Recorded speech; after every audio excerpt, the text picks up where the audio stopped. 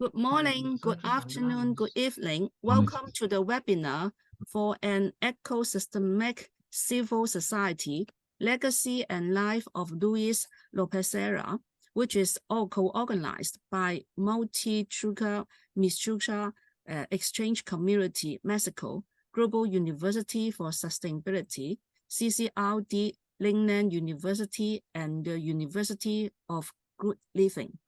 Please click the group icon and select your preferred language. I thank today's interpreters, Julieta Mendez and Mercedes Picot, for interpreting in English-Spanish. My name is Teacher Jadi Margaret. I am an associate professor at the Institute for Rural Revitalization Strategy at Southwest University, China. I'm also a founding member of Global University for Sustainability. May I introduce the co-moderator? Claudia Yadira is an economist from the National Polytechnic Institute and a sociologist at the National Autonomous University of Mexico. She is a promoter of alternative economies based on community organization for more than 15 years. She is a member of Red Tarot, the first community currency in Mexico, and she is co-founder of the Multitrueke Mixiuhca Exchange Community in Mexico City. She has participated in various international meetings, such as the People's Summit in Rio de Janeiro, Brazil, and the International Conference of Social and Complementary Currencies in Brazil, Spain, and Japan. She is an active participant in the World Social Forum. She has written books on community currency. Now I pass the floor to Claudia. Thank you very much. Thank you very much, Jadi. And of course, thank you to the organization.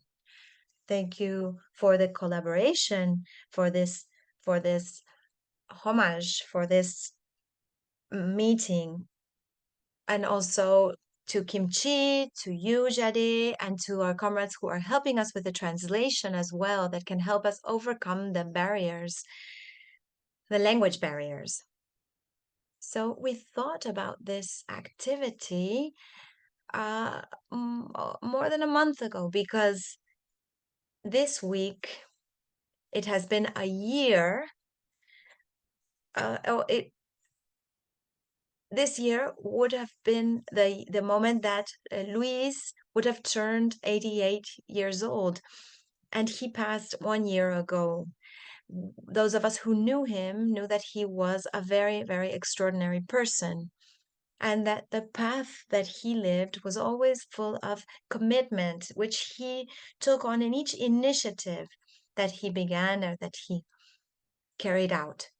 His understanding, his thought was completely intertwined with his daily practice. This allowed him to have a very original and creative understanding of the world.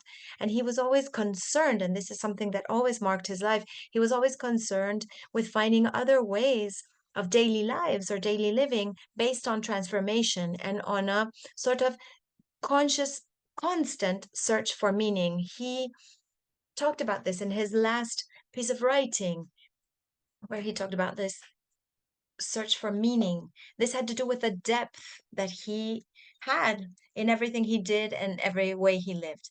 He was not afraid of change, and he shedded any temptation towards ego, appearance, fame, money, or power. He always gave this up. He was a humble person because he knew that humbleness had to do with the authenticity of thought. So he was always looking for this part that had to do with authenticity. He was a teacher of many experiences. In relation to civil organizations at the beginning and in the end of community, solidarity economy and community currencies. He's left many seeds along his path here, seeds, many of which we have not been able to harvest yet. We know that they are still deep in the earth, waiting to to STEM to come up. And today we're going to be talking a bit about his life and his thought through some of his friends, some of his comrades who have also carried out a similarly creative, active, and deep process in different perspectives in society, or from different perspectives in society. So apart from being grateful and thankful to the Global University for Sustainability and to the University of Good Living for supporting us in the organization of this session, to Luis, the work with local in the local sphere was always very important, but also the relationship with the international sphere. You know that he was always part of international networks, and he always was concerned about creating global networks. So it's very important for us that both these universities share the organization of this session. We are now going to begin the session with the words of Javier Vargas and Kathy Seib, who are, first of all, very, very dear friends. And it is an honor to have them here because they are some of the people that have accompanied Luis along his path during his life. And they themselves have a very, very interesting trajectory, starting in the 70s, working with indigenous initiatives in Chiapas. And along with Luis, they co-organized and they supported the National Indigenous Conference or Congress, which was a milestone in Mexico's history. And they have forged a friendship and an alliance with Luis that has lasted all their lives. So it is an honor to have you here with us, Kathy and Javier. And now you have the floor.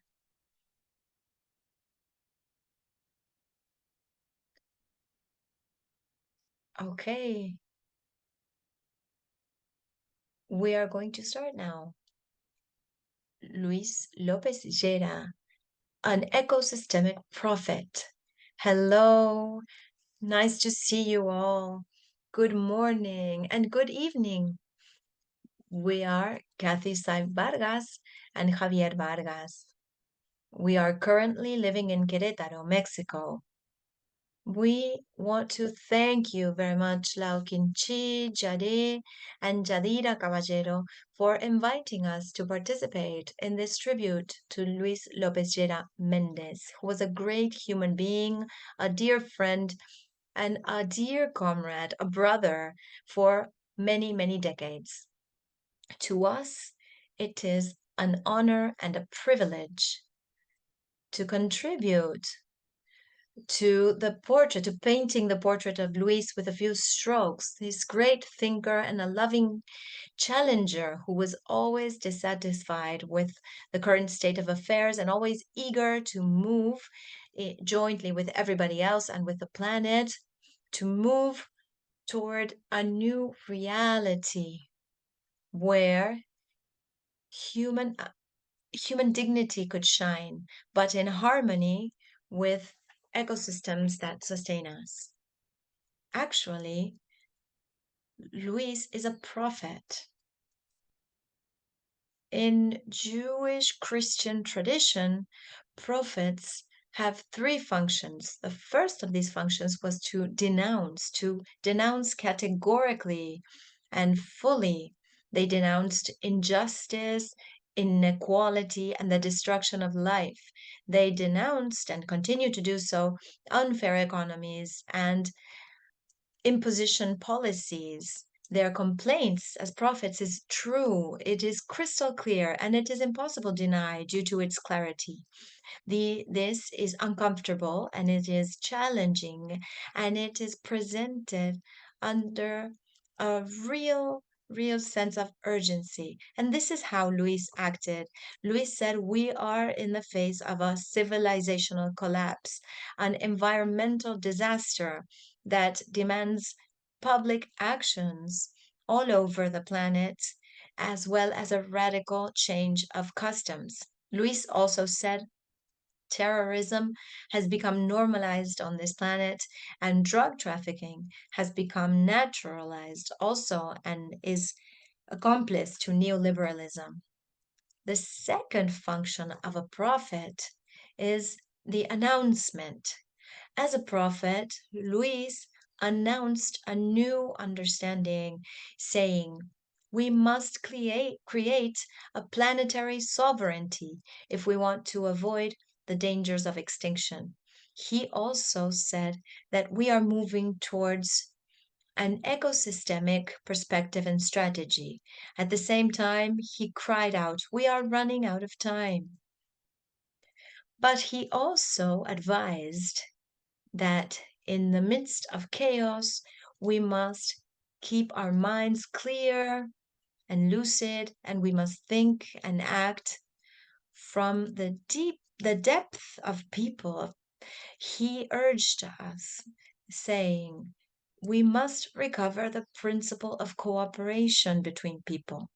Luis always believed and always encouraged the meaning and the value of what is communitarian and the common good. It's important to highlight that a prophecy is not a prediction of something that will come or occur. It is rather than that a warning linked to a promise. Both the warning and the promise are conditional. They depend on the free response of the people who are invited to change. If changes are not achieved, results will be disastrous. But if there are changes, if they can be carried out, then there will be a possibility of a good life, of building justice and peace that are necessary to achieve an empathetic, robust, and inclusive society. The third function of the prophet, and in this case, we're talking about Luis, is his life testimony. Luis materially carried a feeling of regret, of mourning, affliction, and sadness or sorrow for the conditions of the planet, the conditions of women, of children, of those who are excluded. His way of life was austere in how he ate, how he dressed, and how he lived. This talks about him as a prophet. In fact, his house and his office for over 50 years were located in the heart of one of the most low income, or popular, or poorest neighborhoods in Mexico City. And the degeneration of this neighborhood, in terms of the lack of security, the loss of community customs, and unhealthiness, all of this, Luis carried it as a pain in his heart. We want to be a testimony. We want to say that Cristina, and we cannot speak of Luis without speaking of Cristina. Cristina was the support of this prophet. He was his love, his accomplice, and everything. A brave and unbreakable spirit. A woman that was adaptable. She's very happy and optimistic. She is always committed and accompanying in a lovingly and careful way Luis the prophet. As some of you know, Luis was an avid reader who devoured books, and this nourished his understanding of life and human beings. At the same time, Luis himself wrote illuminating articles because he had the gift of capturing reality, the chaos of reality, and taking minds to utopia, going through novel organic and relational forms. Luis was very radical in his behavior, with much wisdom combined with simplicity.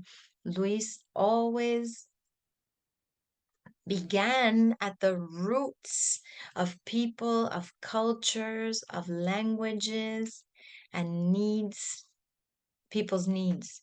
He introduced us to the book, The Empathic Civilization, as well as many other books and very, very interesting writings. He knew how to listen. He knew how to learn from others, recognizing riches in other people's dimensions and experiences. With Luis, we discovered the deep Chiapas, the indigenous, ancient, while at the same time prophetic Chiapas. Luis was a great companion. He was wise, a companion to the Indigenous Congress of Chiapas in 1974. There were also links during that time with Enrique Ortiz, a great friend, a great comrade, the architect who created a visionary proposal in 1969 for the Lacandon jungle or forest. Luis Prophet was also a citizen of the world without borders. He physically, mentally, and culturally traveled through an enormous number of countries, languages, and continents. He exchanged perspectives with people, with thinkers as well, and with activists. Being himself an activist, a thinker, and a promoter of change at the global and local levels. He contributed genius and relevance to different situations and enriched the meaning of work for many entities and people. Luis was also a spiritual prophet because, far from letting go of himself, he meditated about his life experiences. He was able to cross limits and languages, thus communicating a powerful empathy that drove all of us further. Our testimony about Luis has to do with what we saw, lived, and learned and shared with a wonderful human being that has left a mark on our lives as well as on the lives of many people in all parts of the world, as just like all of you who are here today know. Luis, brother, thank you very much. Luis, we love you, and you live among us. Luis, we remember you. We remember what we remind you of what the indigenous people of Chiapas told you. We are united as brothers and sisters in one single heart. Thank you very much. Thank you, Javier and Kathy, for those moving words. I think that these words give us a portrait of that spiritual and very moving part of Luis, which undoubtedly he showed in his commitment with the initiatives he took part in and also in his thoughts. So thank you so much for your moving participation. And then Enrique Ortiz, he has been a colleague of Luis ever since they started together those first civil associations such as COPEVI. I don't know how long or how many years COPEVI has been around. Enrique will surely know better. And yesterday I was chatting with Enrique and I told him that even though their paths were mixed and then they were apart and then they met again, they always had a similar thought, a parallel thought. There were always meeting points between their work and their thoughts. And so in the end of Luis's life, we worked very closely with Enrique through ecosystemic dialogues and the Eco-Común initiative as well. So there we were able to see that throughout so many years, in the end, we ended up working together all the time. So thank you so much, Enrique, and please go ahead. Great.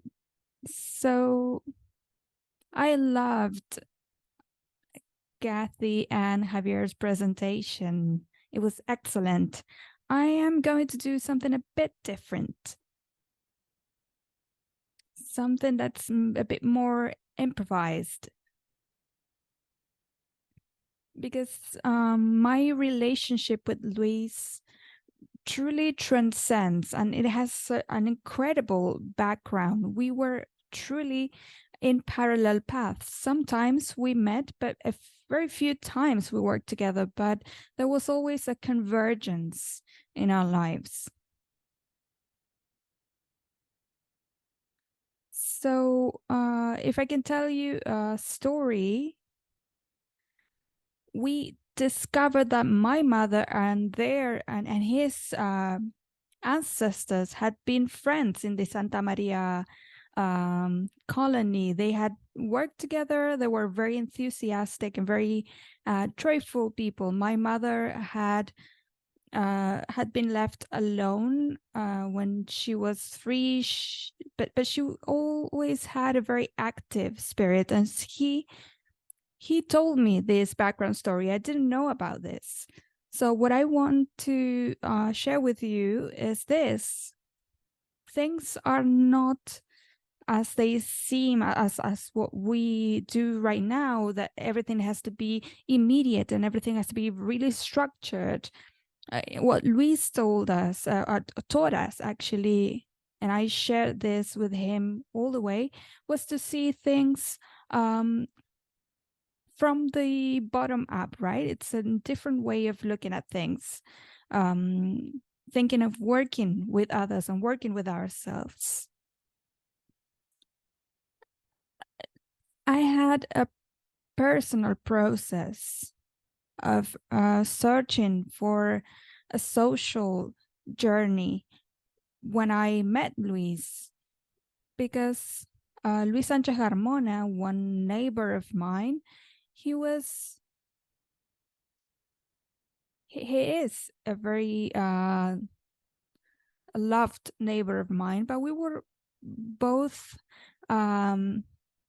restless socially, and he found out that Luis was setting up an organization that had to do with our profession as architects, because Luis Sanchez Carmona was an architect, Luis Lopezllera was an architect, and I was an architect, and none of us has worked as architects as people expect architects to work. We had done so many more things, but sometimes, yes, we did engage in architecture. But my neighbor was the one who discovered this work by Luis, and I had just finished my thesis, just about to graduate as an architect, and I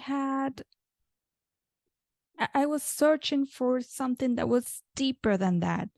I was looking to work with indigenous communities, so I had gone into Lacandona rainforest, the jungle. I had been together with the chief of the most conservative sector of the Candones, and I wanted to set up a small town, right? I wanted to work with them for my thesis, and my one family member of mine, one relative, had some land over there, so I went into the jungle with a guide who actually got lost, by the way, in the jungle. So instead of 4 hours of walking or going on horseback, we ended up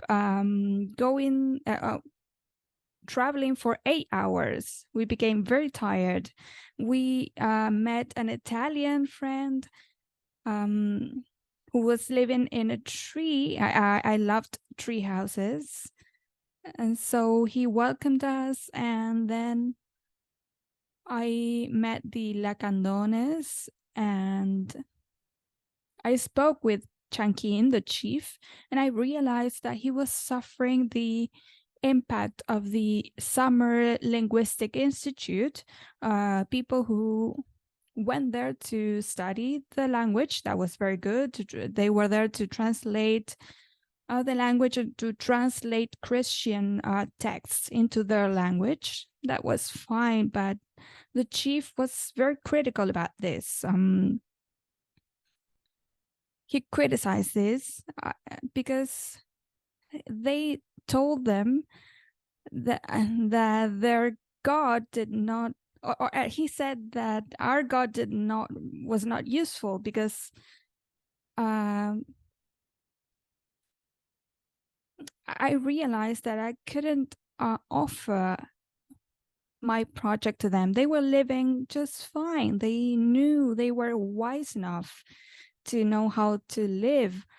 Also, I met Mateo, one of the members of the community, and they had met the anthropologists that worked with the Indigenous Institute in San Cristobal. So I left the jungle with a lot of excitement. And so I started working on my final project for my graduation. And then I was invited to the Anthropology Museum, and I became closer with indigenous communities, with the Totonacas, for example. And just to, when the museum opened, I started working again on my final project. I had suspended my work. My neighbor had met Luis and had met Cristina by that time because they had started working in 1961 with COPEVI. This was part of the Social Studies Institute. This was part of all the organizations of that the Social Secretariat of Mexico had created. This was very avant-garde, and all this work had been inspired by something that had inspired me as well, which was the position or the revision of John 23, of reviewing the work by the church in the social aspect, to have people go into the street and work with the people, with the persons. Were very moved by that. And so I found out that there were people that were inspired by the same thing, that were linked to that same religious process, which was Luis's group.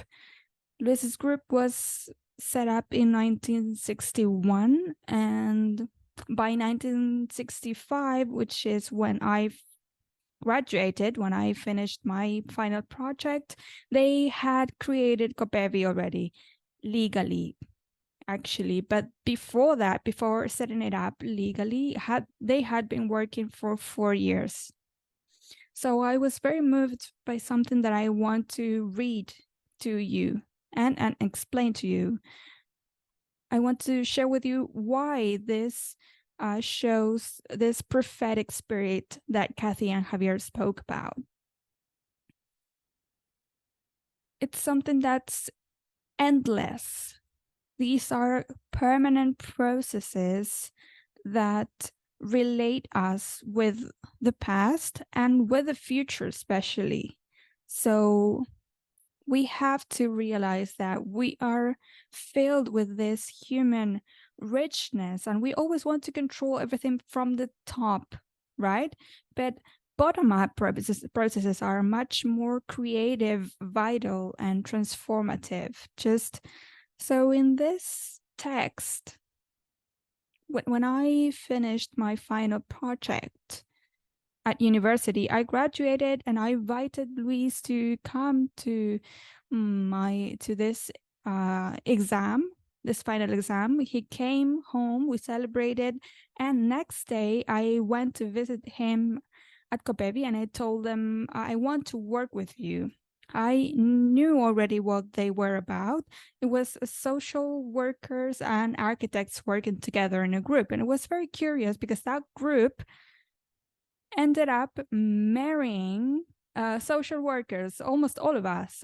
He married Cristina, I married China, and then Pia, his sister, seduced a Jesuit who also worked at COPEVI. So tons of colleagues went through the same situation. CCRD ended up being a place where everyone married one another. So this was very interesting because CCRD was not a technical organization. And so I found a text that Luis wrote in 1965. And I found this phrase, which is a foundational phrase for this organization. And CCRD, that was set up in 61, and that was set up legally in 65, has been around for 65 years. So we have been working together ever since. And at that moment, Luis in that text said the following: as Kathy and Javier said, this has a prophetic, deep sense, and it continues to be relevant today. He says, it is not enough to delve into the, we were going to speak about housing, right? It's not enough to delve into the financial and technical aspects of the housing problem, but to promote popular action of the affected people themselves as the first interested party, the main interesting party. This is very deep. It's not about building objects. It's about creating processes where people are the main agents, where people play a role of subjects and not of objects. They are the subjects of their own transformation. And the phrase goes on like this: this organized action inspires in inhabitants the true sense of responsibility. So this is very important. How can we manage to work on these processes and have people take on responsibility of leading those processes? It's not just by telling them what they have to do, it's by supporting them. It's by working with those who are risking their lives to survive, to overcome these obstacles. So what Kathy and Javier said has to do with this. It's a way of looking at things. So he spoke about organized action. This is fundamental. This is something that is being resisted in Mexico right now. People cannot organize themselves. They become individuals. And this is a great process that we are undergoing with the youth, especially. And actually, communities and working together is what's essential. So he spoke about this organized action that inspires inhabitants the true sense of responsibility. We are responsible if we are together with others, if we are building together transformation. So as a fundamental, so he said, people as fundamental subjects in the creation of a new world. This is something that he said in 1965, creating a new world. Then after the pandemic, and actually before the pandemic, this had a deep sense, a deep meaning. We are searching for a new world. And as Kathy and Javier mentioned, this is about building something that is profoundly transformative in our own lives. This is the first thing that has to be transformed ourselves, because we are attached to this thing about personal success and money and power, and this thing about substituting someone else or seeing how we save ourselves alone. In this extreme situation after COVID, we see this very clearly, how this is very deep in its meaning. So we have to start working with people very humbly, but knowing that we don't have all the knowledge. All of us know something, and we have to share all of that to build a deep transformation. This is what we learned at that moment. I'm very surprised by this, because this text I'm sharing with you have a deeper meaning than when I read it for the first time. It means a deep transformation of our society based on a different attitude towards the world. Human progress, as Telar de Salar said as well, it's not GDP.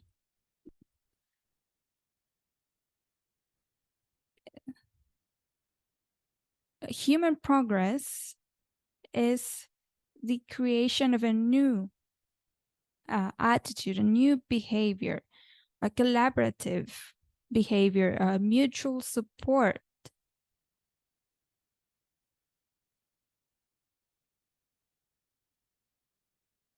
The idea of not wanting to control or substitute anyone else, just working together towards deep change in a much more simpler and humbler way. And this is what Kathy and Javier were telling us about. Javier, he did this personally in a radical way. So I believe that this is a testimony, and we are also living through this. We are saying this: if we do not change our behavior, if we do not work collectively, if we don't support one another to create a new world in solidarity, a new world with compassion and understanding, and a world of reciprocity and mutual help and deep solidarity, well, that is a true human progress, and it's what we have to pay our full attention on this historical moment. And I think that is what's fundamental of what we lived with Luis. Curiously, I started working with him in Copevi. I think we worked together for 2 years, and then he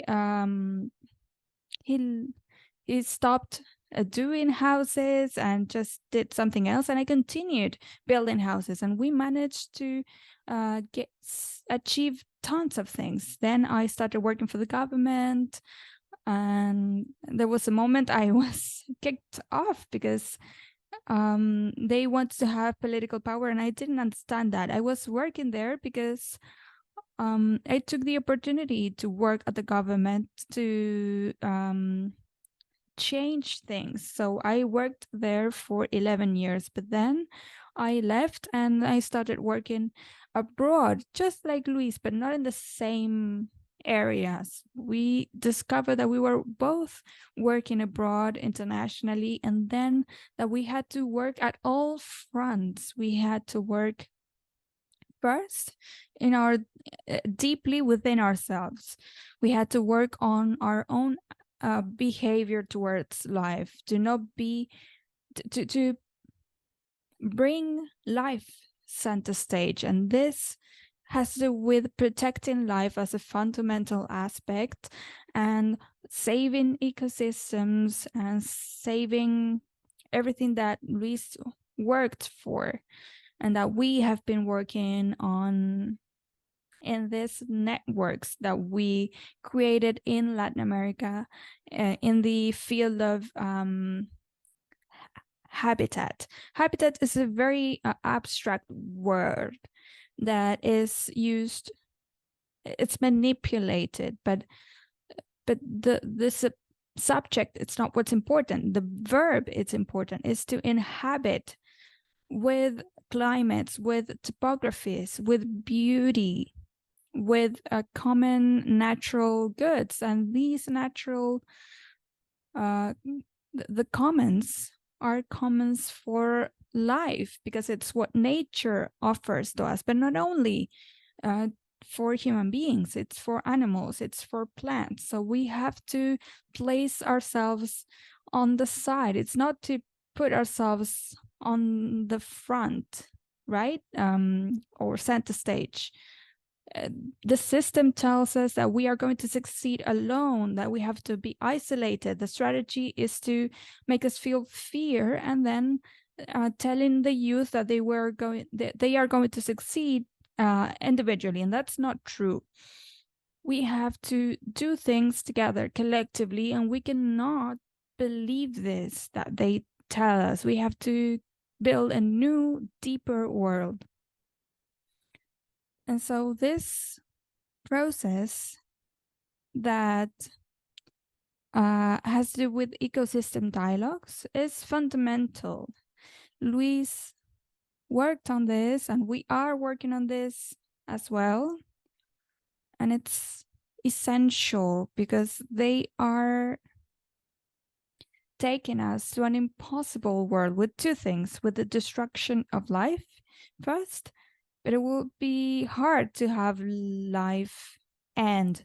But actually dinosaurs disappeared, and we are putting an end to a part of life, and we can become extinct, or we can see our possibilities of growth become extinct. So it's fundamental for us to be together and to work on a completely different perspective with life center stage, and to have community center stage, because it's only in communities and in sharing experiences that we can achieve transformation. Then we have to set ourselves aside. I think this is a fundamental change, because we're all also part of life and of community. We are not outside of this process, but we are not the owners of life.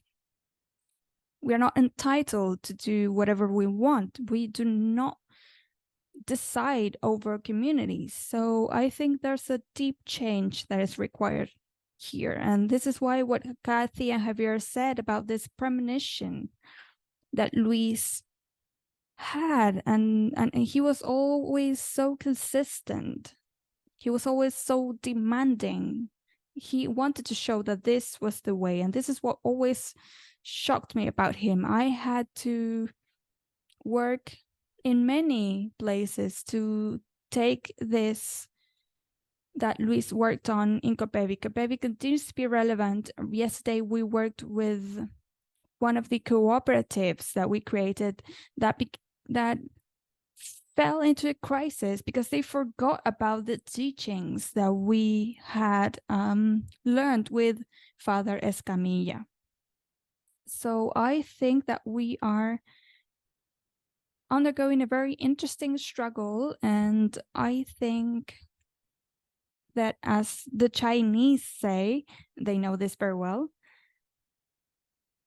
a crisis is a danger and it's an opportunity. We are in the face of a great risk, a dangerous situation, but also we are in the face of a great opportunity, an opportunity for a deep change, and it depends, and it's up to us to unite, to become stronger, to achieve a change, a transformation that can benefit all of us, so that we can create a world where we can live exercising our full rights, but not with full power, but actually with simplicity, with humbleness, sharing life and sharing our knowledge with others. It's the only way of getting towards a new world. This is what I wanted to share with you, because it goes along the same lines of what Kathy and Javier said.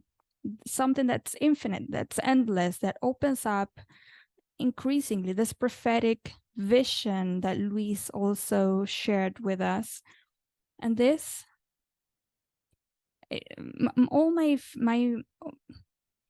was weird to see that my mother and his relatives were connected. We have the same friends. I met Kathy and Javier in Chiapas, and Luis also met them. I worked very intensely in Chiapas. I was at the first Democratic Convention there as well. Enrique, I don't know, maybe you can wrap up because we don't have that much time. Yes, I'm concluding. So I just wanted to say I apologize because I'm very moved by this. I wanted to share with you this feeling, which is a permanent process of change. We know that Luis was a beam of light in this path. So thank you so much for organizing this tribute, because I think it was very important to do this from this perspective. Thank you so much. No, thank you, Enrique. Thank you. And I have the hardest role today, which is to moderate this session. And I am not only happy, but also very, very grateful to you, to all of you who are here, Kathy, Javier, to you, to Kimchi, because apart from your relationship with Luis and everything that you have done together, you per se have a life trajectory and experience. And we have always said this with many friends from my generation. Time is never enough to hear you, to assimilate everything, all the lessons that you can give us, can teach us. As Enrique said, this is fundamental because this is where we come from. Your story, your history is our history. It is the history of this generation that is trying to pick up your lessons and to walk with your lessons.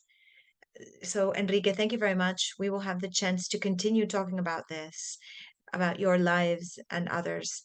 So the next participation is the participation of Laura Collin, who is also a dear friend with whom we have shared many initiatives, many reflections. We are working with her in the Good Living University, in the World Social Forum, in transformative economies as well. She is referenced in Mexico and Latin America, even in the world of solidarity economy, with a perspective that is very deep, that is very, very, very specific. And I believe that she shared many, many things in this perspective with Luis. Luis and Laura were the first to speak about solidarity economy in Mexico. Luis always said that they created the first space of solidarity economy, also with Cristina, of course, and also with other people who have already left us as well. Laura was also part of the Tlaloc network, which was the first community currency in Mexico. And she has also worked up to the end with the dialogues on ecosystemic perspectives. Thank you very much, Laura. And you have the floor. We're talking about 8 to 10 minutes now, so thank you very much. You have the floor. Thank you, Claudia. I want to thank you and also to Lao Kimchi for putting together this space so we can talk about Luis. I would like to start apologizing to the translators because what I said that I was going to talk about is actually not what I am actually going to talk about. So I want to explain. When I started to write, I had done a relationship about all the contributions that Luis had made, but this week I started to read the letters Luis wrote me. I'm going to try not to start to cry. And reading his letters, I talked about how he was multifaceted. I said the multifaceted Luis because I wanted to name all the different things that he did and the different realms where he worked in. And one of the spaces he worked or he was a prophet and a poet. But then I realized that one of the last concepts that Luis talked about applied perfectly, not to do an overview of his life, but to do like an interpretation, or it's actually not an interpretation. He talks about muting cells or mutating cells. And what I would like to highlight in this tribute and my remembering of my experience with him is how he himself was a mutating cell and how he helped many of us to turn into ones. When you think about his trajectory, because and being the first person the first non-religious person to direct the social secretariat of the church, and one of the first things that I did with him was to interview him about this relationship with the origin of civil society organizations, how his mutation led organizations that were very, very linked or went from religious organizations to civil society organizations, and a quite deep critique of the controlling attitude, maybe in relation to the authoritarian attitudes, but the controlling attitudes of the church, and how the church, when it organizes its non-religious part, supports them at some points or turns their back on them in other points or persecutes them sometimes, as happened with many organizations promoted by liberation theology that were persecuted during John Paul II. And also now, so after the social secretariat of the church, after leaving it, he will found a series of organizations like COPEVI that has been mentioned very broadly, the Mexican Institute of Social Studies, the Authentic Labor Front, and of course, the promotion of popular development with which he stood. We're going to see a very interesting mutation here in him as well, from that has to do with a search or a commitment with solving the material problems. I remember very well when Luis told me, I was not even in Mexico yet, when he told me about the experience of the first Indigenous Congress in Chiapas. Of course, Kathy and Javier spoke about this before, and how Luis realizes that the problem of Indigenous peoples is not so much spiritual, but material. So we have a first stage with COPEVI, with providing housing, also with the FOMICRO, the Micro Enterprise Support Fund. Also, then comes his great mutation. For example, FOMICRO, which is the Micro Enterprise Support Fund that has to do with, and that when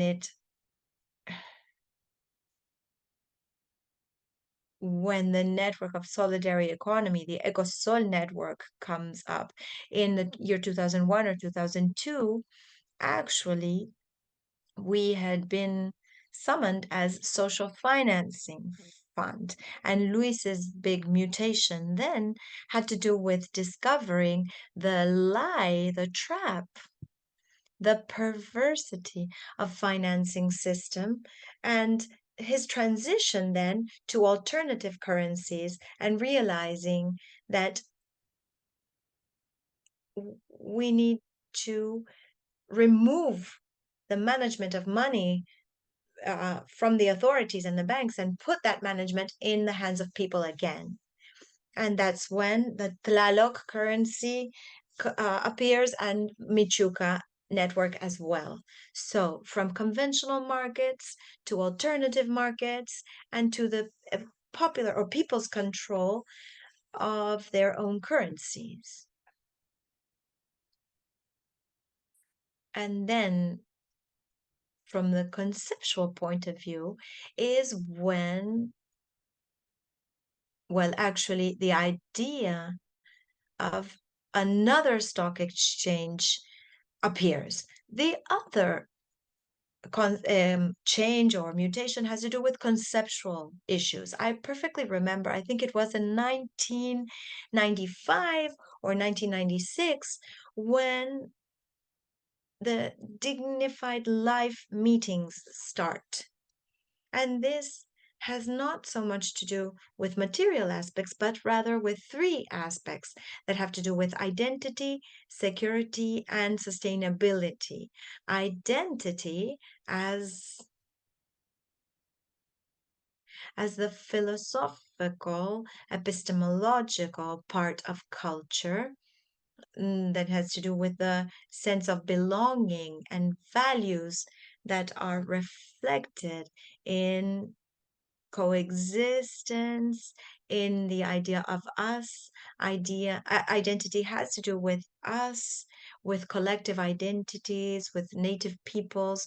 This has to do with the meaning that one gives to life, with the importance of the social relationship and the construction of the social and community networks. Security and safety that has to do with physical safety, but also with the security offered by the social fabric where we help each other, where this security is given by community relationships and mutual support and interdependence of people, and sustainability that has to do with the search for goods or obtaining goods for social reproduction, but also with our surroundings, with nature. I don't want to say environment because environment refers to something that is apparently outside of people, but the idea of nature is indicating that we are nature, that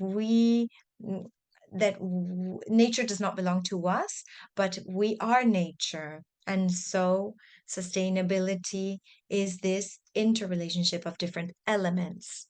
So these meetings of a sustainable and dignified life that will transform in the idea of ecosystemic later on.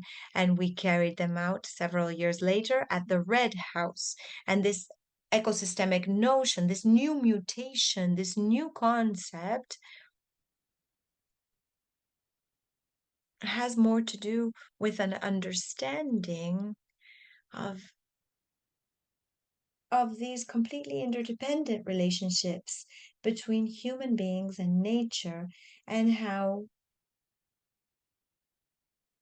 we are part of a complex system, so to say, with a theory that is now in fashion. Another very important concept that Luis develops, breaking with the traditional views or understanding, is going to be the concept of meso or middle economy. I think that at the beginning, when he started to talk about this concept, meso economy or middle economy, we weren't able to understand it completely. How macroeconomy is this thing that is taught, and Claudia, of course, can tell us about this, in the different schools of economy or universities, and they have to do with the GDP, as Enrique mentioned. It has to do also with the figures, and of course with the traditional concept of economy that has to do with the production of wealth. Wealth as the object of production instead of the idea of satisfaction of needs. But the concept of macroeconomy or microeconomics that might have more to do with what we do is not such, because it has to do with what Enrique was saying. It has to do with individual initiatives of individual businesses and initiatives. The business and the concept of micro, for example, micro entrepreneurship, where the entrepreneur is the one that starts his business in a workshop and then can finally be maybe Bill Gates, when in reality he is not able to subsist for a year with his micro business.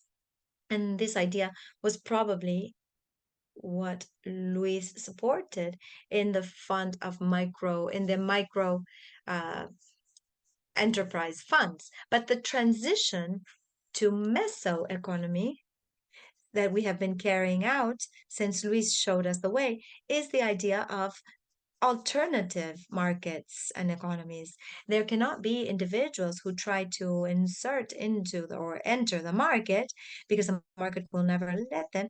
But we have to generate our own markets so as to build these middle economies, these mid economies. Every time that we construct an alternative market like Mixiuhca, or the ones we have in Tlaxcala, we are building this middle economy where sustainability takes place in relationships.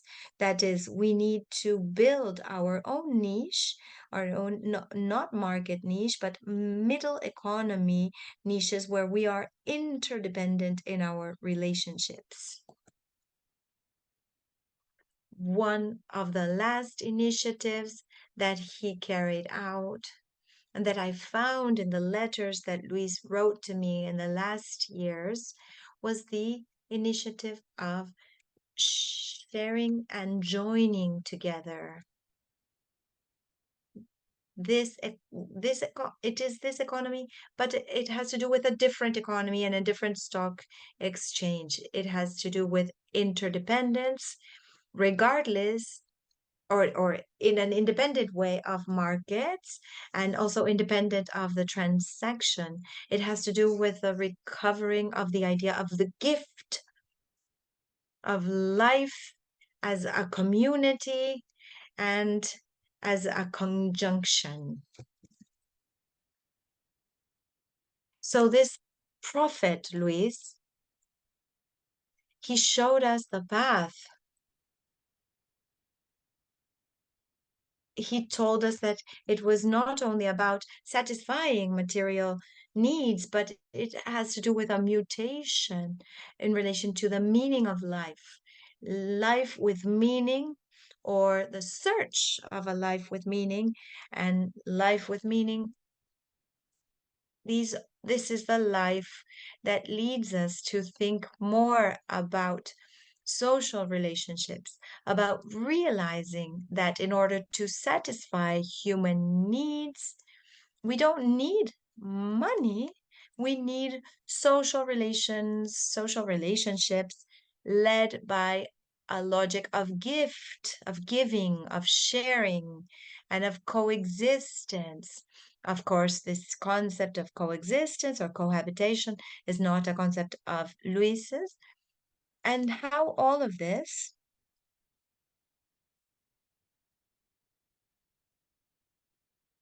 has led us to a change, to a mutation that he has carried out it himself, and he has led us to do it.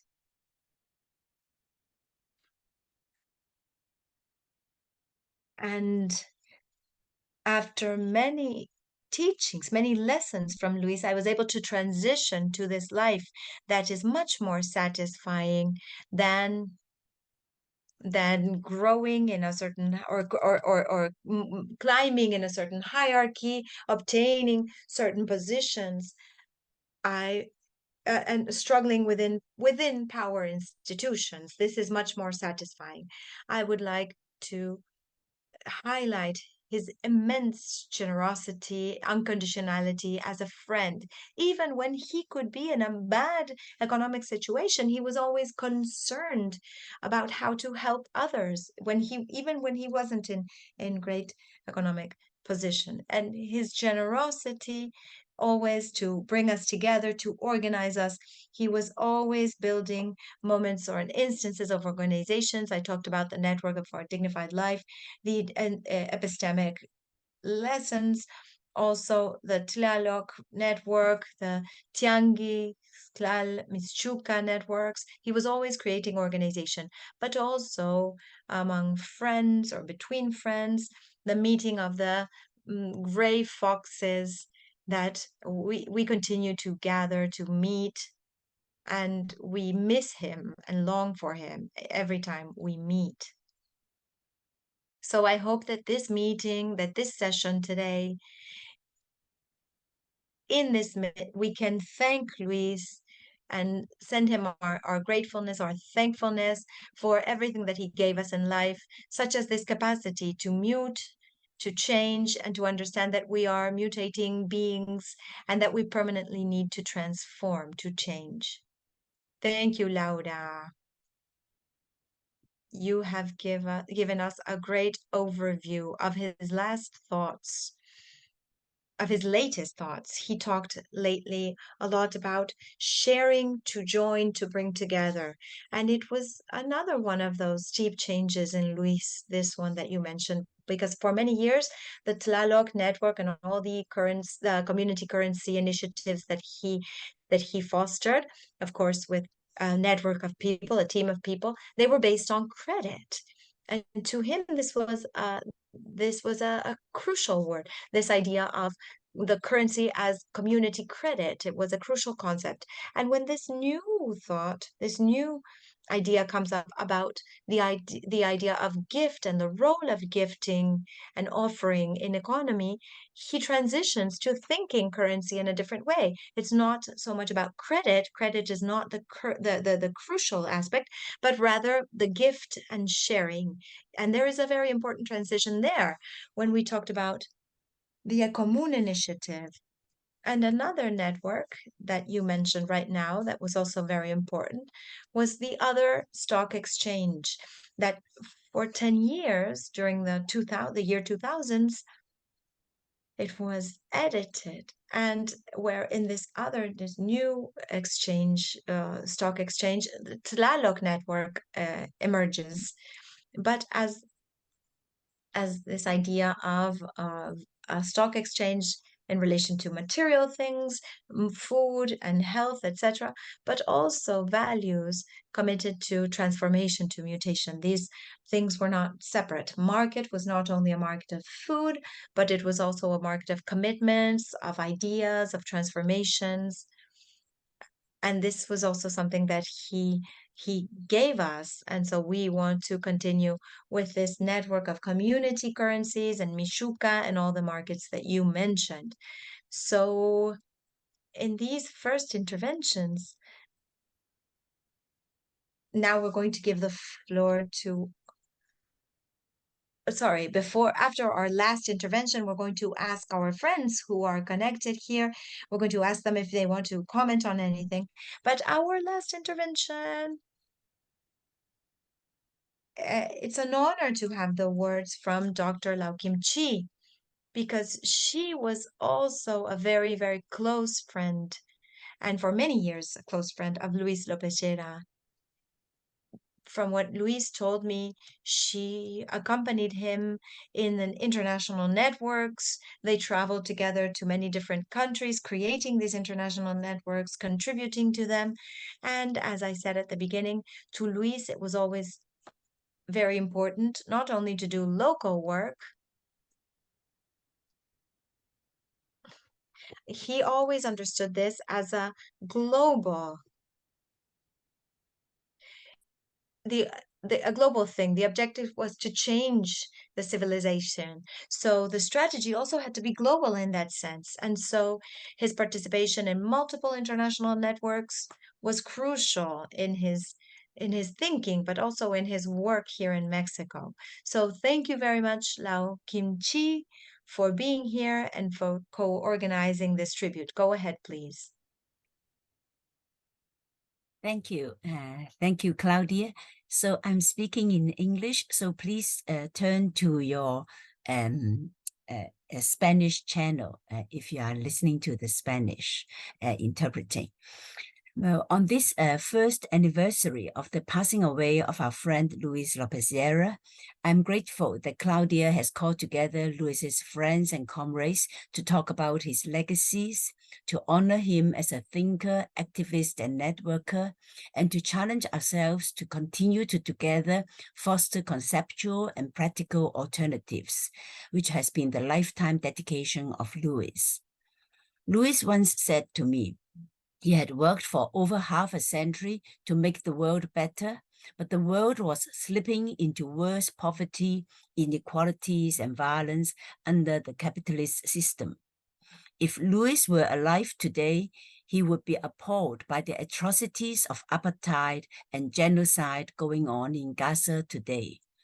We can imagine how he would advocate for identity in culture, sustainability in economics, and security in politics, which are his three theoretical pillars supporting his architecture of a just society for life, livelihood, and love. We have just heard from the previous speakers how Luis was an architect turned defender of the rights of the Masons, working with trade unions and cooperatives, and later seeing how these were corrupted by bureaucracy and co-opted by the system. He turned to support local efforts by indigenous and grassroots communities, fostering exchanges among solidarity economy practitioners and promoting intercultural cross-border sharing of experiences of social movements. In my interviews with Luis back in the year 2000, Luis told me how he was inspired by the Cuban and Chinese revolutions, how Che Guevara was one of the inspirators of his life to change the world. But he had gone through an intellectual trajectory of questioning the taking of state power, questioning guerrilla warfare as a means, questioning violence, and probing the paradox of killing in order to survive. We also later had quite a lot of discussions about the Zapatista experience. For Luis, based on his local community work, he gave emphasis to the autopoiesis of civil society. He also gave particular emphasis to issues of climate and ecological justice. I came to know Luis in 1990 in a conference in Cotonou on North-South cooperation hosted by the Foundation of France. Dissatisfied that South-South exchanges were dependent on the mediation and domination of the North, some of us present from Asia, Africa, and Latin America on the spot formed a South-South cooperation committee. We had the will to connect and to cooperate, but our decision to be autonomous also meant that we had limited material resources. What had come out of the South-South Cooperation Committee was more intellectual exchanges than costly projects. But that started our 32-year-long friendship. I would want to highlight Luis as a believer and an actor in linking local efforts with global horizons and global solidarity. That was our original intention in 1990. After our first acquaintance, Luis came to the second PP21, the People's Plan for the 21st Century Convergence in Bangkok. That was December 1992, 7 months after the victory of the People's Uprising and Massacre in Thailand. I remember Luis learning to use a video camera for the first time of his life to record the demonstrations and the meetings. In 2002, Luis organized a tour of Mexico for a delegation of 4 scholars from China, which he called the Crazy Team of 4, because Dai Jinghua, Wen Tejin, Huan Ping, and myself showed extraordinary excitement at what we saw and whom we met, and Luis found us too noisy at times as we would enter into heated arguments among ourselves. On the way, Luis introduced us to Gustavo Esteva, Jorge Santiago, Juan Ojeda, Mayu Santana, Luis Bustamante, and many other friends. That helped forge friendships and interactions between thinkers from China and Mexico. In 2017, soon after the earthquake in Mexico, Luis facilitated a second Chinese delegation to visit Mexico in solidarity, this time with a younger generation of scholar activists, including Jade Sichui and Yan Xiaohui. In 2010, I was invited as one of the keynote speakers to the World Social Forum in Mexico City and came to be introduced to Javier and Katy Vargas, who are here today, and a quiet friendship began. We were honored to have them deliver a series of lectures on Chiapas for the South-South Dialogue on Sustainability last year. Since 2003, Luis had been facilitating our contacts with the Zapatistas and took us to Oventique and other Zapatista communities. Our experience led Dai Jinghua and myself to edit a Chinese edition of writings of Subcommander Marcos, and I'm also now writing a book on the Zapatista experience in Chinese. In 2009, Luis participated in the creation of the Ecosystem Dialogues. I was honored to have been invited to the dialogues several times in Mexico City to interact with the Silver Foxes and the community builders. On the basis of such global networking that we had been engaged in, the idea of the Global University for Sustainability was born, and Luis was one of the active initiators alongside Sami Amin, Francois Uta, Muto Ichio, Vinod Reiner, and others.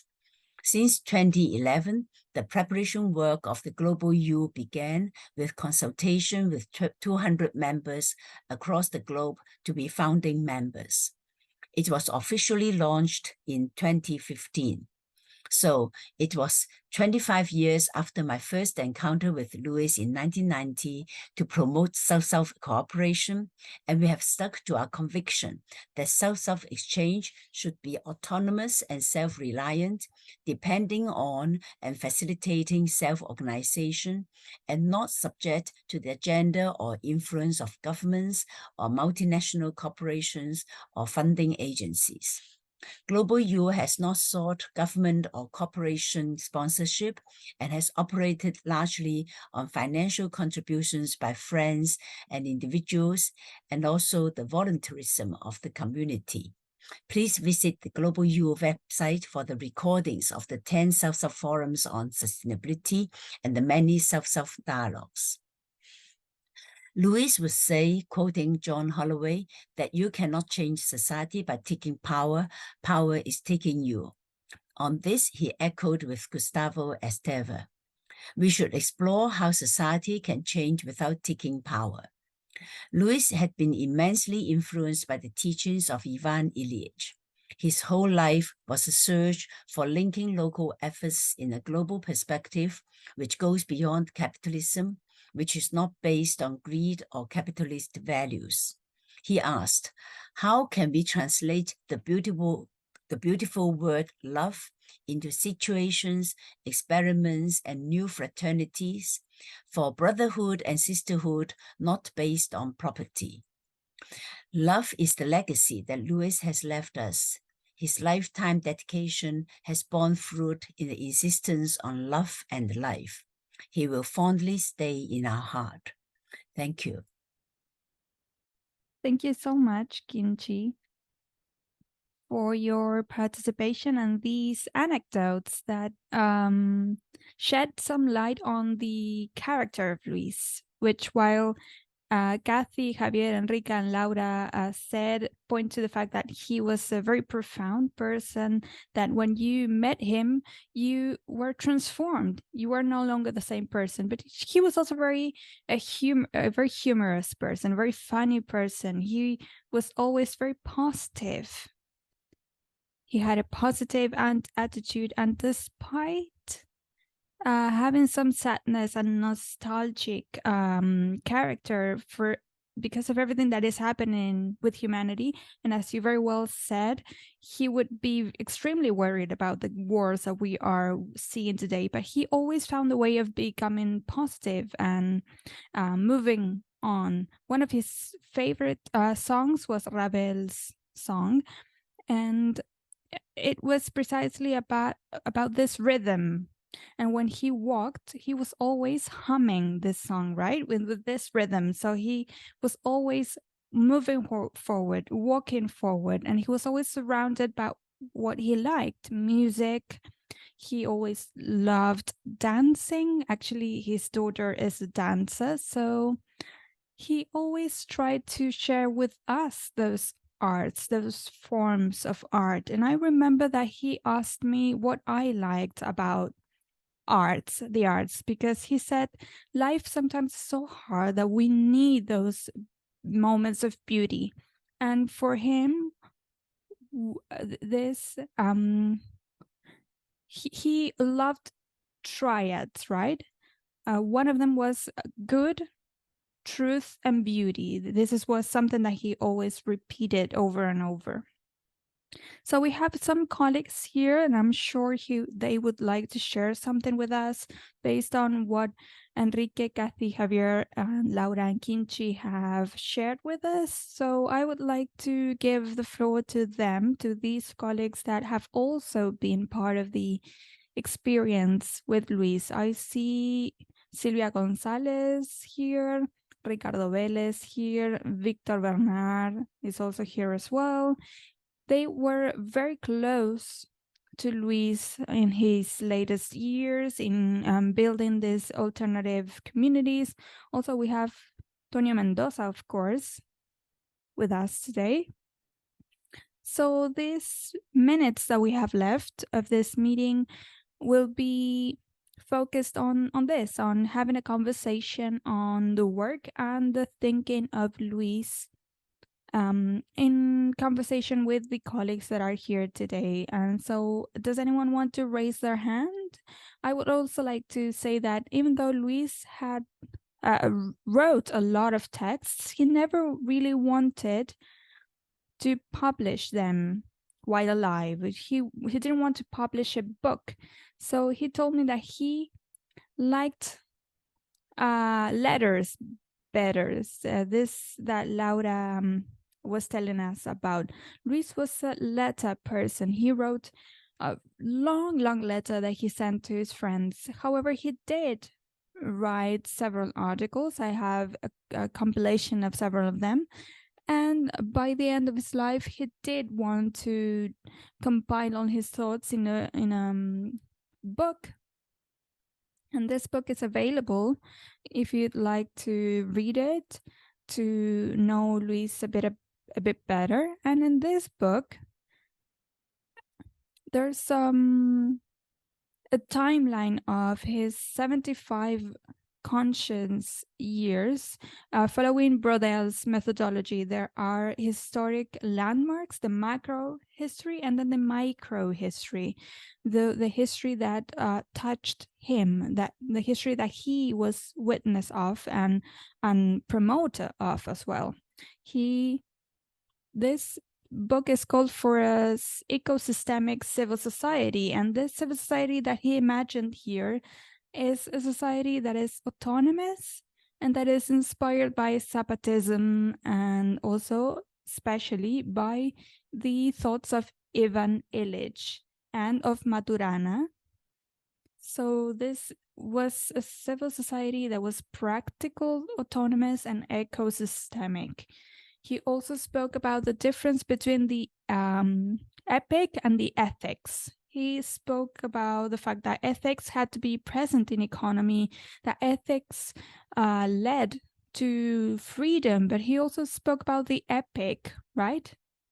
And I remember that this was one of our conversations, one of our most heated conversations, because he was always an epic person, a pacifist, of course. He said that there shouldn't be any guerrillas. He was always a peacemaker, but he liked to challenge this, to see how we could implement this epic struggle, because there's not only peace in the world, so how can we defend ourselves? And this was where he introduced this concept of epic struggle. And in the end, we worked on the ecosystemic perspective. We even discussed the fact that solidarity economy and community currencies had to be in the framework of this ecosystemic economy, and that we had to work with community currencies not only with interdependence relationships, that is human relationships, but also with codependence relationships. And as Enrique said and Laura said, how we could bring nature center stage. And there comes the initiative to create a currency to share and to defend our territories and defend ecosystems. And another of his latest ideas, and this is the closing of the book, it could be a sort of forbearing, right? It could be the need of having elderly council, right? To have a space where people that have transformed so many things could have a place to share this with the new generations, and also to have political legitimacy for this new ecosystemic society. So this elderly council is something that is relevant and that could be worked on further. I see Silvia and also Tonio in the chat box. So go ahead, Silvia. I would really like for you to participate. Thank you.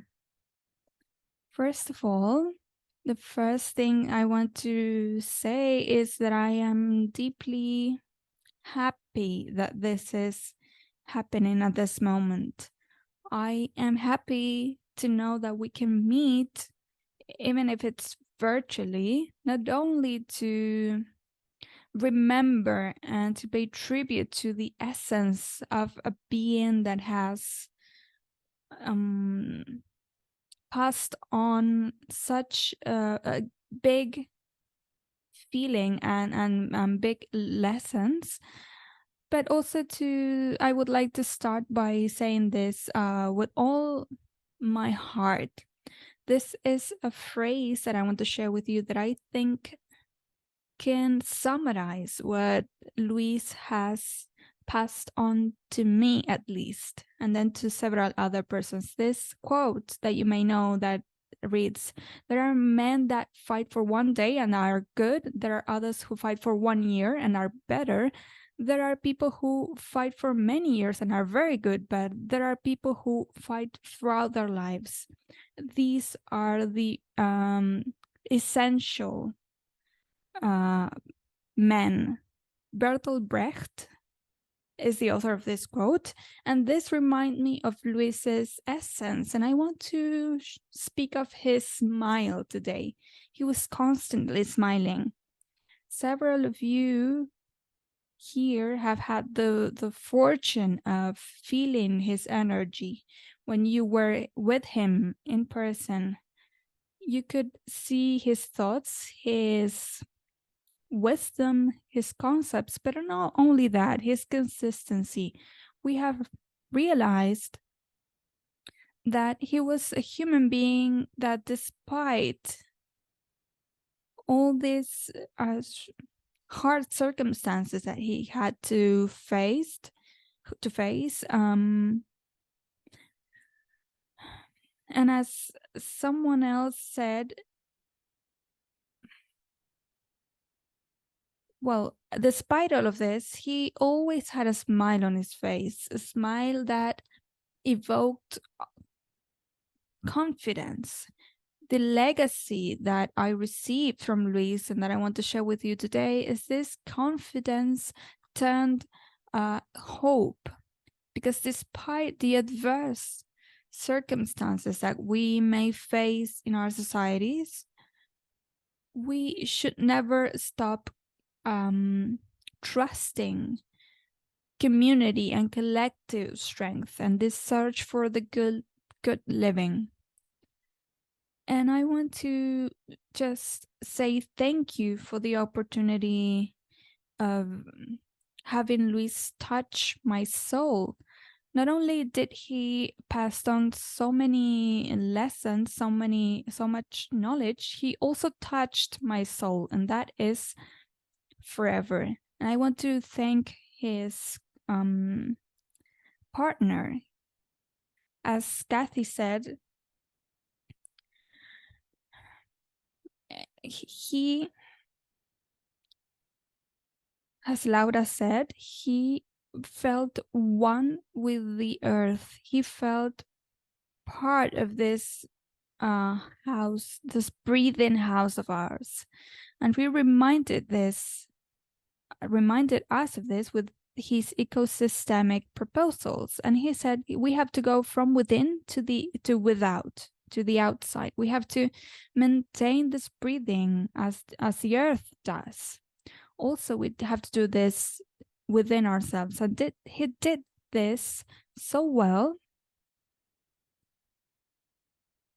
And those of us who were able to be close to him, we felt this vibration. We felt his beautiful frequency that united us, a frequency that respected processes. And also he was consistent in his everyday struggle. And so through the experience I had the chance to live, he always pushed me to continue working with the youth, with the children, to trust that we can accompany these persons with a few tools. And I want to say to Luis that you are here with us.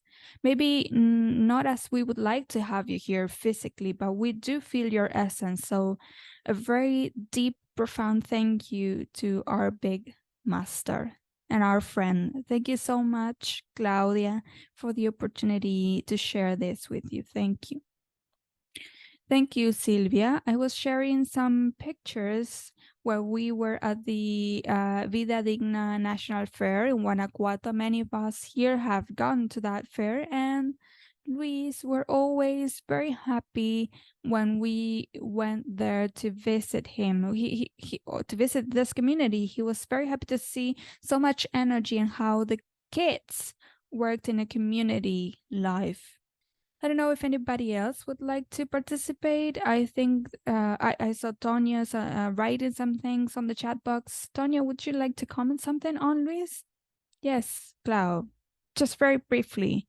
First of all, I would like to thank you for this opportunity. I think this is a space where that we should maintain so that we can remember the legacy of Luis. I would only like to share with you a picture that I think summarizes what I learned from Luis, and that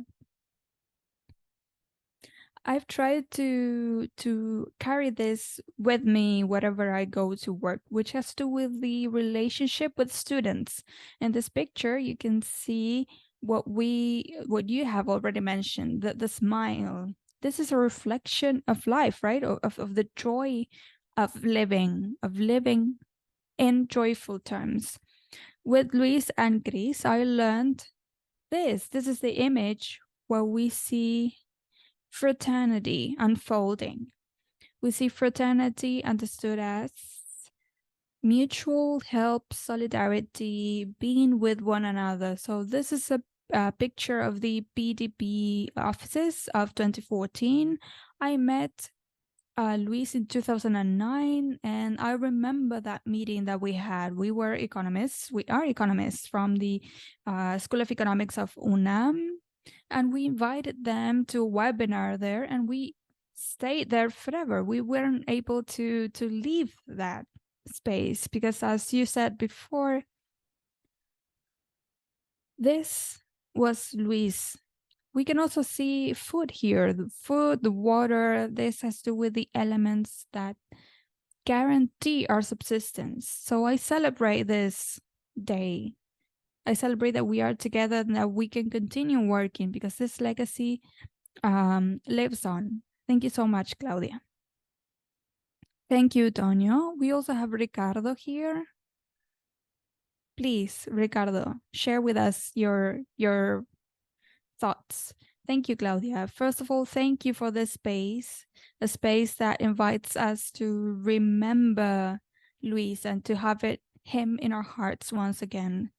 So I don't want to take much time. I want to be very brief. So what I was yesterday thinking of how you never choose the lessons that you pass on to someone else. And I thought of this thread of life. We weave that thread between the persons that we meet. And what Luis left us with is to precisely weave that thread. And this is because Luis was an inspiring person. I saw these pictures of his smile and how kind he was. And so beyond his seducing intellectualism, he was an inspiration. He was an intellectual in an inspiring way, someone who inspires you to achieve radical change. And also this change of perspective for us, for the new generations, the younger generations, how sometimes you face these comments of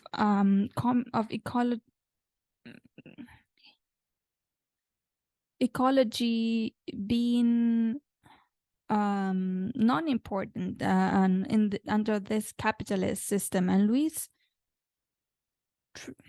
passed on this in a fascinating way.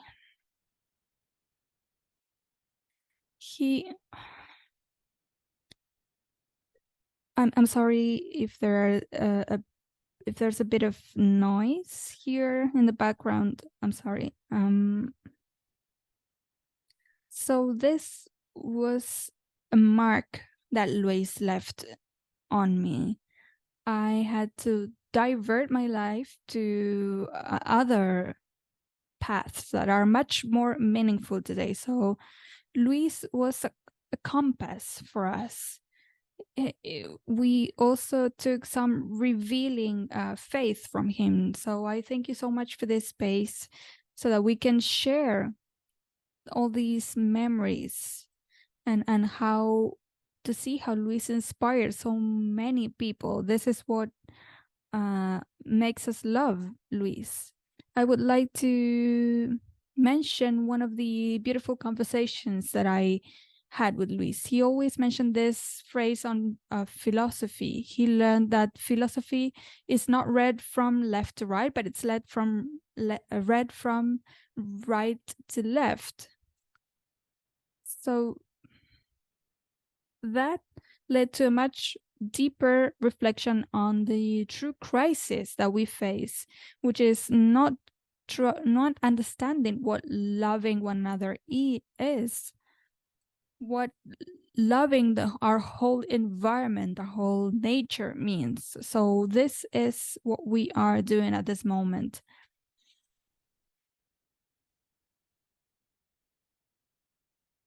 So Luis is a memory that will live on. When you have such a far-reaching scope, well, it's an endless mark. So I am left with the certainty, the joy, and the trust that these waves will continue expanding and they will continue creating an echo forever. So thank you so much. I want to thank Christy as well, and also I want to thank you, Claudia, for always making this effort of moving all these threads with all the work that this entails. So thank you.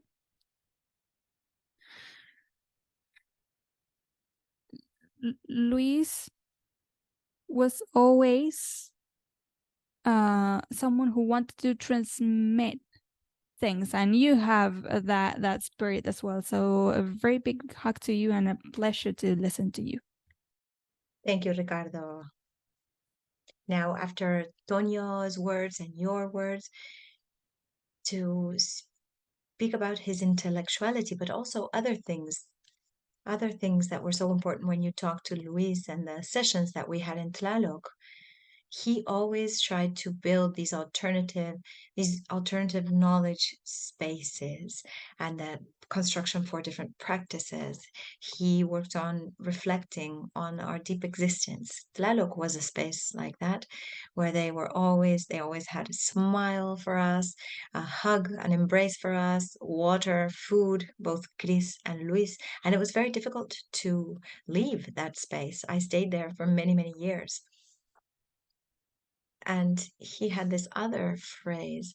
He said that to know something is to be born again. So knowledge that did not entail personal transformation was not knowledge. That's why he always criticized universities. But more than a critique, he talked about the need of these other spaces for reflection that we try to continue to keep up with this session today with the Global University and the University of Good Living, and that we will continue to work on. Felix is saying that he would like to share as well. Felix, let me see if you... Please, Felix, go ahead. First of all, congratulations, Claudia, and all the other co-organizers of this meeting. We have been able to hear very rich testimonies, and we have been able to remember our experiences with Luis. I am 80 years old. So, as well as Enrique, I have a lot of shared experiences with Luis. I remember many. They were always so interesting. For example, I remember in Guanajuato, the support to the wonderful experience there. Also, when we were here in Tlaxcala, he was a key actor. The Bank of Mexico came to see what we were doing, and we showed that we were not violating any rules, any regulation. There were many, many moments. We had a very rough debate with him, a very strong debate. We insisted on solidary economy. When he was centered, he was focused on popular education. Popular education entails everything. That's what he said. But progressively, he started to incorporate these ideas of popular and solidary economy and has made really impressive contributions to that field. Of course, many things have been said about his personality. One of the things that really called my attention is his creativity. When he was able to look for the different roots or parts of a word and express alternative knowledge through a word, that creativity that he had in how he used concepts, but also reflecting those concepts, how those concepts reflected the different quests or searches that he was going through. I was very, very sorry in the last years that he was almost not able to interact in this very, very complex world. Some people have pessimistic views about this. I have recently been in a meeting related to the World Social Forum to see what we do about what is going on in Palestine. I think that increasingly we have more instruments, more resources, which of course does not mean that the oppressing forces do not or can't do the same, but I trust that we have been able to move forward. And a very important part of the history of this work has been Luis, and I would like to also remember and congratulate and celebrate his life. It is impossible not to mention Chris, so I embrace you all from Tlaxcala. Thank you, Felix. Gustavo Romero also raised his hand, and also Eloisa Primavera. We're going to give them the floor. Go ahead, Gustavo. First of all, I would like to congratulate you. It is a pleasure to be here. It has been a pleasure to participate in this meeting, to remember Luis. I am a bit different, of course. I am very close to Enrique, but I met Luis, along with Enrique, in 1969 in the School of Architecture, in a congress that there was after 1968. And in that sense, I was surprised, very surprised about the ideas that they were talking about, COPEVI ideas, that was fundamental for me. And the following year, I sought to work in COPEVI, and I started to develop a close relationship with Luis. I partially participated as member of the council of COPEVI, and I also did all the reading of his writing. One of his writings that had to do with housing really changed my views. When the self-government movement in architecture took place, I asked him and Enrique and other comrades to support us. And he came back to the university. He had been a professor there. He was there for a year or two, helping us in this process. In spite of all these discussions that we always had with him about university, I am still a professor at the university. I'm still there. But I was able to maintain with him a very close relationship, particularly because we crossed each other in the hallways, always on the bottom floor of the university. We always talked. And also because I was always close to him, he always invited me to his initiatives and the things he organized, and that was always very enriching for me, as well as the conversations that we had. I mean, I remember in 2015, I think, we had meetings in Tlaloc, and he continued to read about critiques in Vanguard that we shared in relation to all this critical thinking of a way of doing habitat policies that were very negative for the world. And he was always thinking that things could be done differently. Also, since the year 2000, when I went back to Tlaloc, we had a much closer relationship then, constantly. And I attended the events that he invited me to, also in relation to the ecosystemic dialogues. And I want to say that, as has already been mentioned, it was always very enriching to see his thinking, to understand his complex way of seeing the world, which was always transformative, and also his direct work, his direct action, the transformative action that he carried out. To me, Luis was always a big friend, very close. I still remember in 2018, I was remembering this very recently, he wrote to me to comment on a series of things. Unfortunately, I did not respond at that time. Then came the pandemic, and we weren't able to see each other very much after that, and I am very sorry for that. As he was for everybody, he was very important to me. He enriched my life. It was very, very important to be close to him. And the discussions, the debates that we had in relation to housing, I have continued in my work in university to break with traditional views. And in that sense, he helped me a lot. I see Javier here, who many years ago invited me also to Chiapas, and we had very, very rich experiences at that time as well. So again, congratulations for this possibility of remembering Luis. And it is such a pleasure, Yadira, that you have been able to see that you have been able to write the book.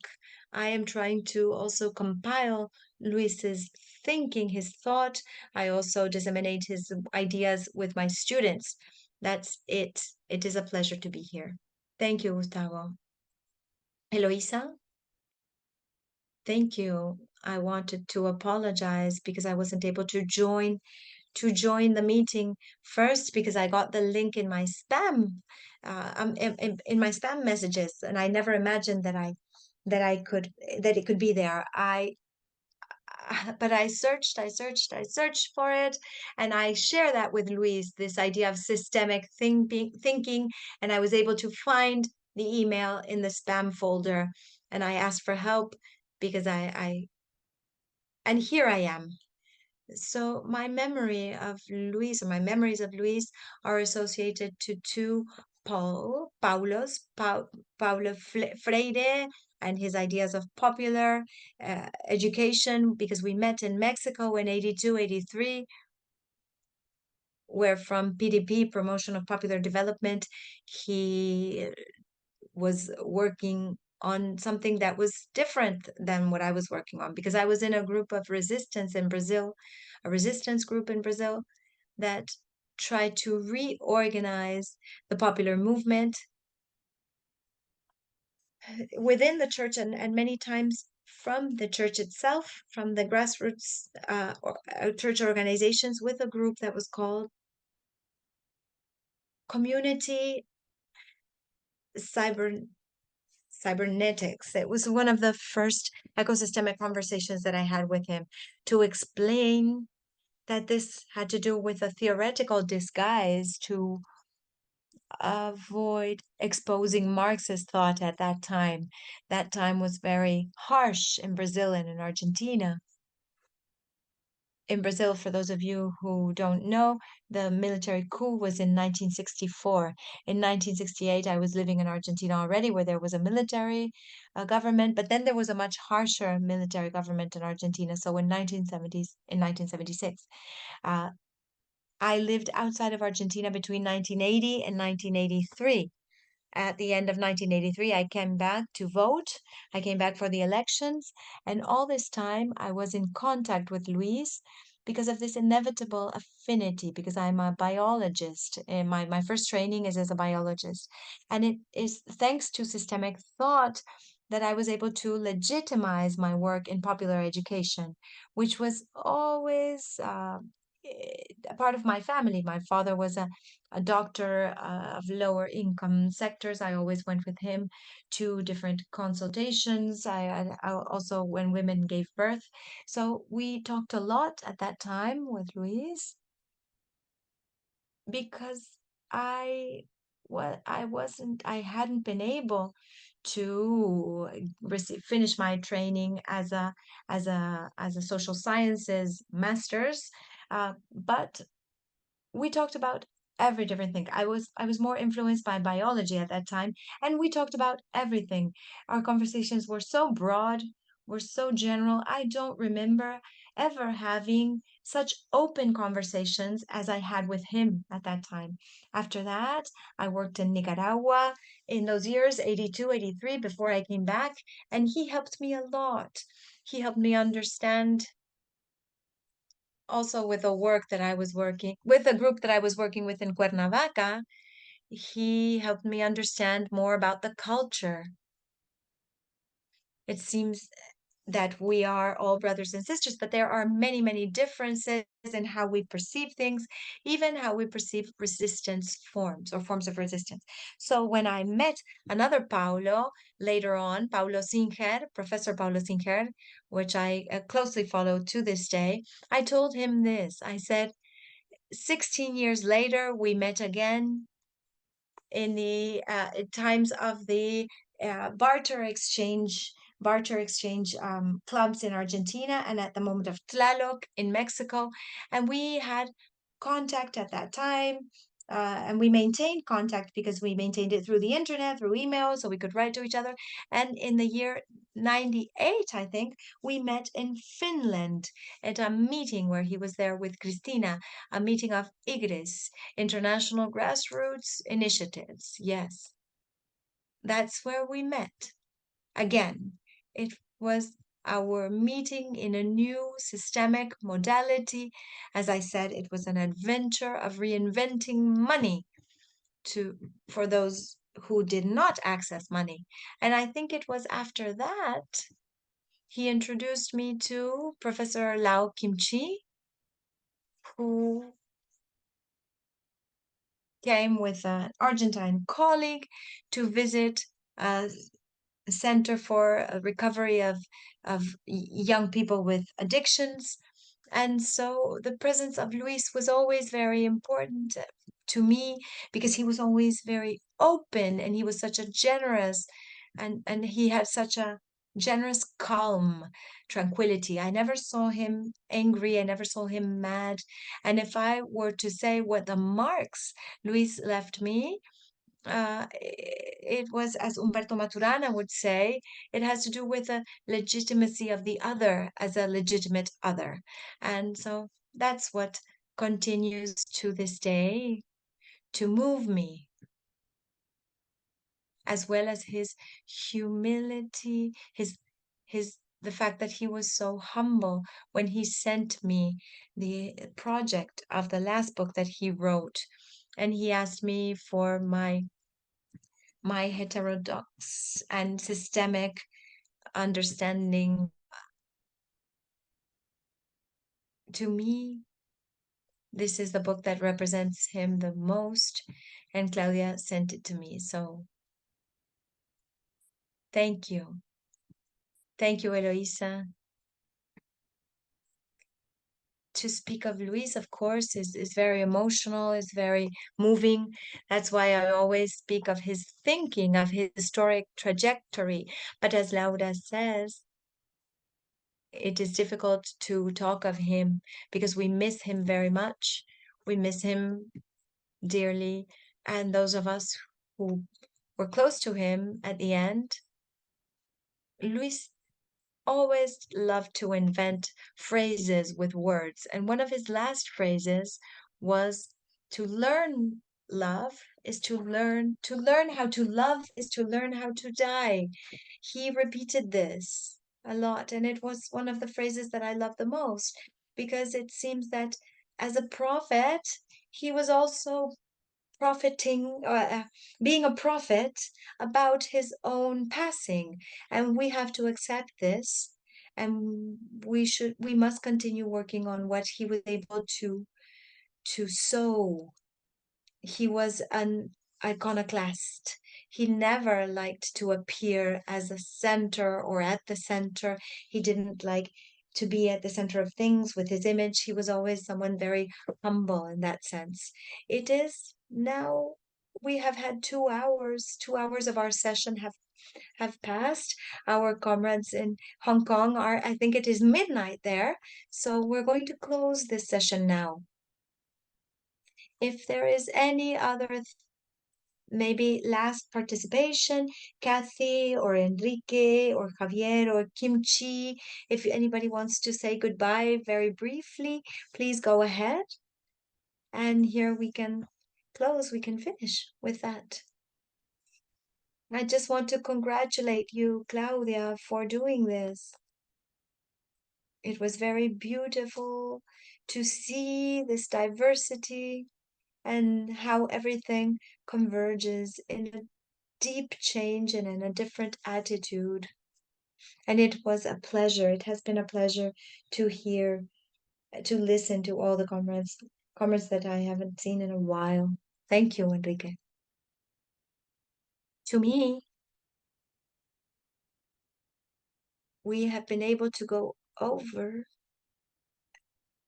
different perspectives, showing how Luis's legacy are not his ideas, are not a book, but is within us. To see, for example, this path where someone from China has talked about all the connections and how this connects to the world. This is wonderful, as well as how others connect from specific experiences. Others talked about the currencies. All of that enriches us greatly. This session is a huge success because it has touched us. It connects us all. So thank you very much, Claudia. Thank you very much, Lau Kimchi. Thank you, Jade. Yes, thank you, everyone. It's a success to have people come together and give a fuller portrait. I truly loved what someone said about his smile, remembering his smile and the beauty and the spirit of Luis, despite carrying all those concerns that he had, and how he was concerned with us understanding that. So it's beautiful to see all these memories, and this keeps Luis even more alive within us. So I hope we can continue sharing the richness that he passed on to us. Thank you. Yes, we are his mutant cells. We are his mutant cells. Thank you. Yes, and also he introduced me to Laura Collins. I forgot to say about that. So infinite gifts we have been given by Luis, Laura, and then Kinchi.